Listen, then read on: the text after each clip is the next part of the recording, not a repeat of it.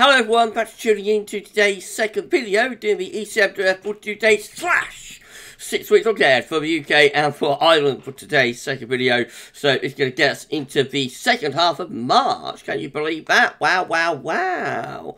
And I shall get on with that for you in a moment. Just say that the first video released today was the 6 AM upload. We've got the weekend forecast and a 10 to 14 day coming up for you later on today as well. So please like, share and subscribe on those videos. Thank you so much everybody for doing that. Why not drop a comment and let us know what you think about this and all of our videos. Thank you so very much everybody for doing that. And thank you very much to ECMWF.int for supplying the charts as well.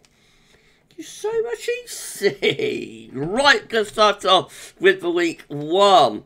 Mean cell pressure anomaly, which takes us from the 6th to the 13th of February. Next week, basically. And they're going to be dominated by a high pressure sitting over and to the east of the UK and Ireland. Most parts of Europe looking high and dry next week. The 500 millibar height anomaly shows that very nicely with above average heights again sitting over and to the east country, bringing lots of dry weather with it.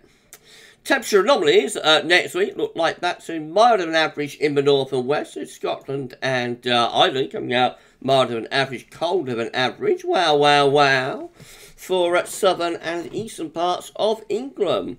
And no doubt with a risk of some quite significant overnight frost there.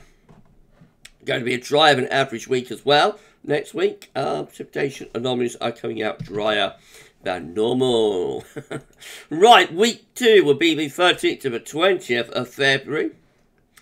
And the high pressure begins to slip away towards eastern and southeastern parts of Europe as a lower pressure gets going in the North Atlantic. Winds start to turn into the west. That could start to bring more unsettled conditions in from off the Atlantic. The 500 millibar height anomaly looks like that. So high pressure slipping towards more eastern parts of Europe, but still just about south-southeast and out into the Atlantic. Lower pressure is up here.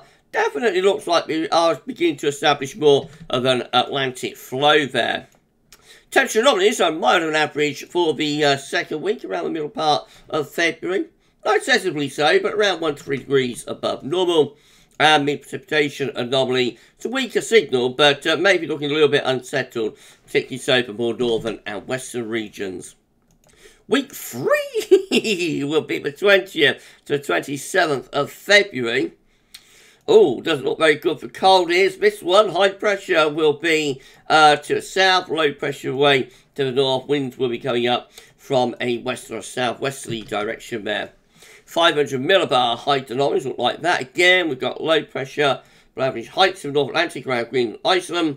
Above average heights across southern and western parts of Europe. That's going to bring up winds from a southwesterly direction. It could be a very mild week, I think. Temperature anomaly looks very mild there. Significantly above average for the UK and Ireland. Most parts of Europe looking really mild as well, must be said. And precipitation-wise, weak signal, but looks a little bit wetter than average just to the north and a little bit drier than average down to the south. Right, week 4 will be the 27th of February to the 6th of March. Here we go. Weaker signal, but still some low pressure towards Greenland, Iceland. Otherwise, let's put in a couple of question marks. 500 millibar height anomaly for week 4 shows lower pressure again around Greenland, Iceland.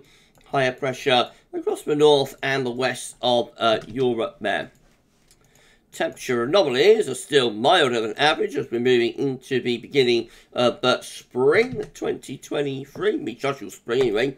Precipitation-wise, very weak signal, but looking a little bit on the dry side, especially more towards south and the east. Week 5 will be the 6th to the 13th of March, and this is it. Right, so you've got some higher pressure in the Atlantic, maybe a bit of a mid-Atlantic ridge there, lower pressure across southern parts of Europe. 500 millibar height anomaly looks like that. So again, hints of some higher pressure in the middle of the Atlantic, some lower pressure through there. Not really clear what's going on across the North Atlantic and Northern Europe though. The temperature anomaly for week 5 is cooling off, so, or certainly going to no signal anyway, but warmth looks like being shoved off towards eastern and northeastern parts of Europe. And precipitation-wise, there's no signal. And then finally, week 6 will be the 13th to the 20th of March. Here we go.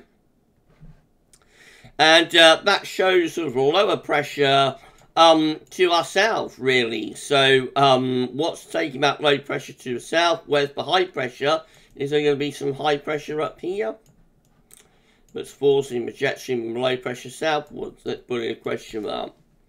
500 millibar height anomaly, looks like that. So we've got a trough of below average heights over into the south of the country. Above average heights pulled away from us. Jet stream probably going to be going down there. So hinting that things could be getting colder, I think, as we go through March here. Temperature anomalies hint at being a little bit on the colder than average side. Not just the UK, but through western parts of Europe. So possibly getting colder into March and maybe wintry. Precipitation-wise, so it's a bit wetter than average to our south. A little bit drier than average to the north. I would think it's going to be northern blocking. It doesn't really show it. It's going to be northern blocking that's forcing that trough and the jet stream southwards. So maybe that is a response to SSW development. maybe 6 weeks away, so it's a long way off. But if we do get an SSW, we are thinking about that at the end of February. Then you expect the response to be further on into March, possibly even lasting into April. Anyway, that's how we're looking this week. Just a snapshot of what the model is showing. Could look completely different when we look at it again next week. But that's what it shows this week. We'll do the wider extended European outlook with this model on Tuesday, as always, so I'll have another look at it then from a European-wide perspective. We're going to be back later on with weekend forecast and a 10 to 14 day, so come back for that. For this week's EC 42 day / 6 week look ahead. That's all for now, and thanks for watching.